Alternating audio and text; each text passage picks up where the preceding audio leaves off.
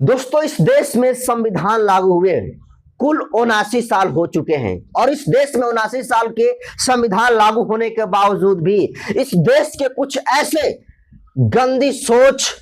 जातिवादी और बेहद ही जाहिलियत घटिया किस्म के सोच वाले कुछ जातिवादी लोग संकीर्ण मानसिकता के ऐसे हैं जिनको दिमाग में भरा है कि किसी भी तरीके से बाबा साहब भीमराव अम्बेडकर का विरोध करना है, संविधान का विरोध करना है। लेकिन जिस तरीके से आपने देखा कि पिछले कुछ महीनों के अंदर अनिल मिश्रा जो स्वामी स्वरूपानंद है, इसके जैसे तमाम हजारों लाखों गंदी मानसिकता के लोगों के द्वारा जो बाबा साहब भीमराव अम्बेडकर के बारे में नेगेटिव नैरेटिव सेट करने की कोशिश की गई। आज जिन दो खबरों के बीच में लेकर आया हूं, अगर एक खबर ये जातिवादी देख लें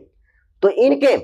छाती पर सांप लौटना शुरू हो जाएगा। क्योंकि दोस्तों, ये बड़ी खबर मैं आपको बताने जा रहा हूं और वो खबर ये है कि देखिए, 26 नवंबर संविधान दिवस के मौके पर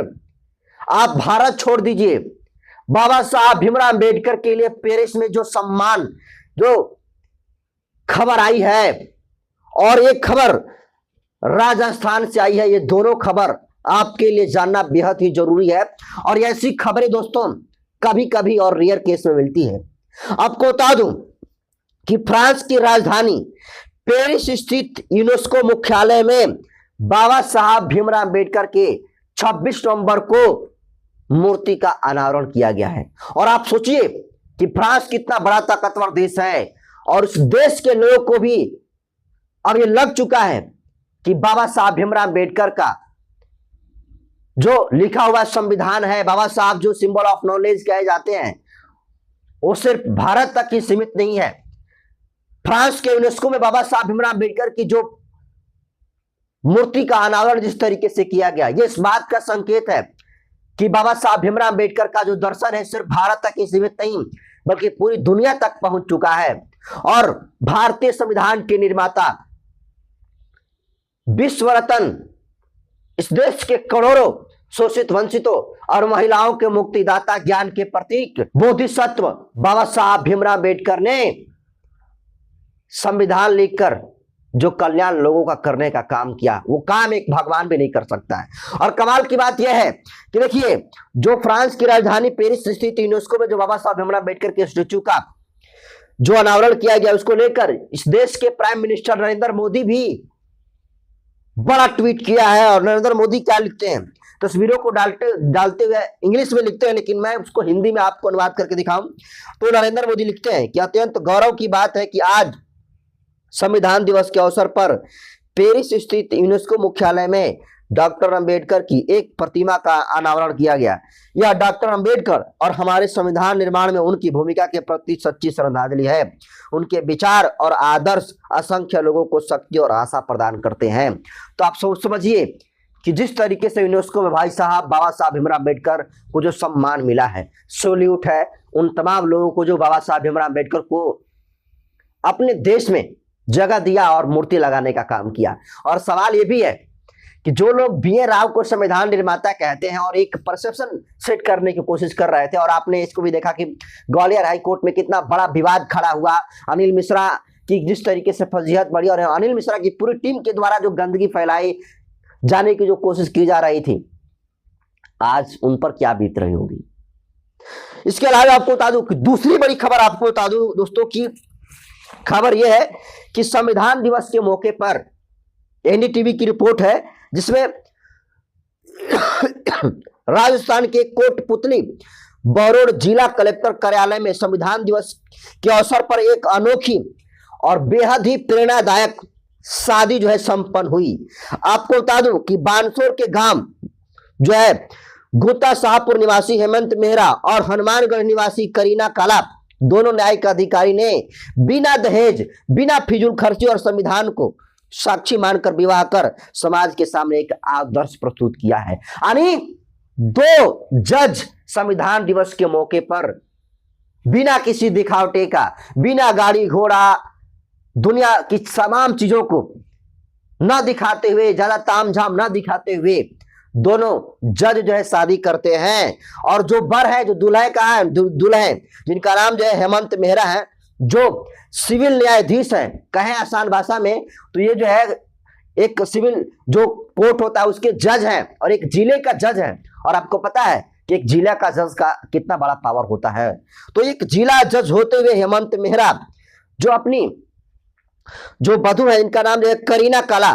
कला जो कि अभी प्रशिक्षुक न्यायिक अधिकारी हैं, और ये भी जो है आप समझिए कि 1 महीने के बाद जज बन जाएंगी और अभी प्रशिक्षुक अधिकारी हैं। तो दोनों जज मिलकर संविधान दिवस के मौके पर जिस तरीके से शादी करके जो समाज में मैसेज देने का कोशिश किया, जो मिसाल पेश किया है, मैं दाद देता हूं। और जब दोनों जज आप शादी कर लिए और शादी के बाद जब सिविल न्यायाधीश हेमंत मेहरा से पूछा गया कि 26 नवंबर के संविधान दिवस के मौके पर आपने ही शादी क्यों की और आपने क्यों जो इतने सिंपल तरीके से शादी कर लिया, आपके पास तमाम वो संसाधन है जो आप चाहे तो शादियों में दिखा सकते थे। तो इस पर बेहद ही शानदार जवाब एनडीटीवी रिपोर्ट के मुताबिक, न्यूज 24 के मुताबिक जो हेमंत ने दिया है, उन्होंने कहा है, जज हेमंत ने कहा है कि वो न्यायिक सेवा में होने के कारण संविधान को सर्वोपरि मानते हैं। यानी जज हेमंत मेहरा का यह मानना है कि आज हम जो जज बने हैं ये संविधान की बदौलत बने हैं। अगर संविधान नहीं होता तो शायद हम जज नहीं बने होते। इसलिए हमारे लिए बाबा साहब भीमराव अम्बेडकर सबसे पहले हैं, संविधान सबसे पहले है। और इसीलिए आज 26 नवंबर संविधान दिवस के मौके पर बिना फिजूल खर्ची करते हुए, संविधान को सर्वोपरि मानते हुए, संविधान दिवस के मौके पर बाबा साहब भीमराव अम्बेडकर को याद करते हुए शादी करने का काम था। और ये तस्वीरें दोस्तों जो जज हेमंत जी हैं, हेमंत मेहरा, और जो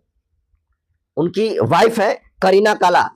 उनकी दोनों लोगों की जो शादी की तस्वीरें हैं सोशल मीडिया पर लगातार वायरल हो रही है। और जो इस देश के बहुजनवादी सोच के लोग हैं, जो अम्बेडकरवादी सोच के लोग हैं, वो तमाम लोग इन दोनों लोगों को सैल्यूट पेश कर रहे हैं और एक मिसाल के रूप में इसे देखा जा रहा है। और सब लोग कह रहे हैं कि शादी कैसे बहुजनों को करनी चाहिए, सीख इन दोनों